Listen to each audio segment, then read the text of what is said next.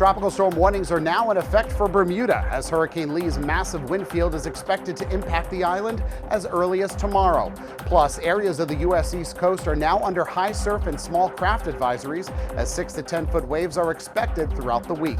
The National Weather Service now telling mariners to avoid making plans.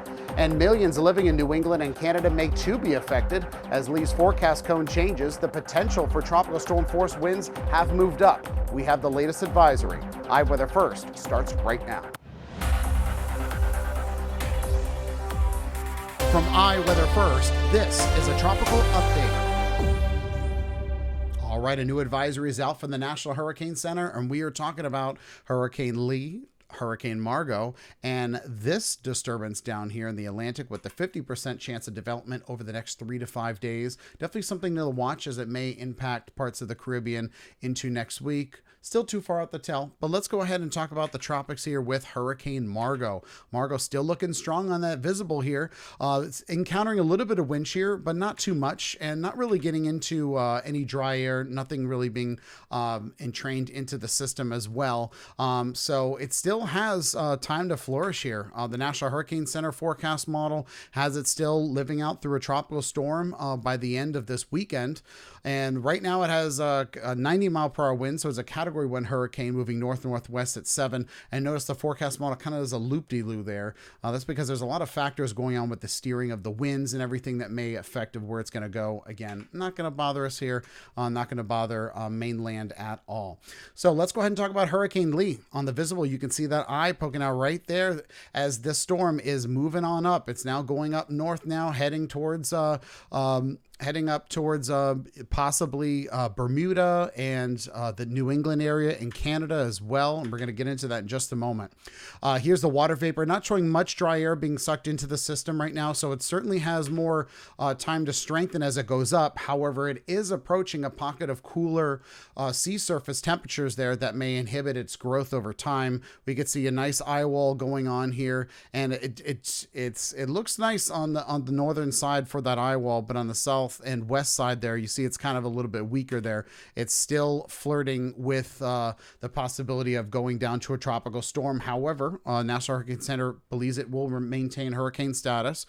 Here's that active alert. We got tropical storm warning now in effect for the island of Bermuda, and you can see that red dot on your screen there. That represents the hurricane force winds, and the orange dot around it represents the tropical storm force winds, and that's why a tropical storm warning is in effect for Bermuda. So just because the hurricane is not expected to make landfall in Bermuda, just because the wind field of the storm extends far out from the system, that's why they feel it is necessary to issue a tropical storm warning. And if we look at the GFS model and the Euro models here, this is Saturday at noon, possible landfall in the New England, Canada area there. Looking here at the GFS showing possibly Maine. Again, still too far to tell right now. And here's the Euro model. Very interesting. They're actually in better agreement with each other that something is going to happen around the New England, Canada area there as we get into this weekend. Again, still too far out to tell. We'll update you every day with all of our updates that we've been doing. So we will let you know about that. However, what we do know, it is now a Category 2 Hurricane Lee, winds of 110 miles per hour, moving north-northwest at 9. Pressure went up a little bit to 952 millibars. We could see it's going to make that pass by Bermuda around Thursday evening and expected to maintain that Category 2 strength and before potentially making landfall in the New England, Canadian area there as either a strong a strong tropical storm or a weaker Category 1 hurricane with winds of 75 miles per hour. Time will tell. And like I said before, as we get closer to that time, we will update you on that. Here are the earliest arrival times that the Hurricane Center believes that tropical storm force winds will be felt.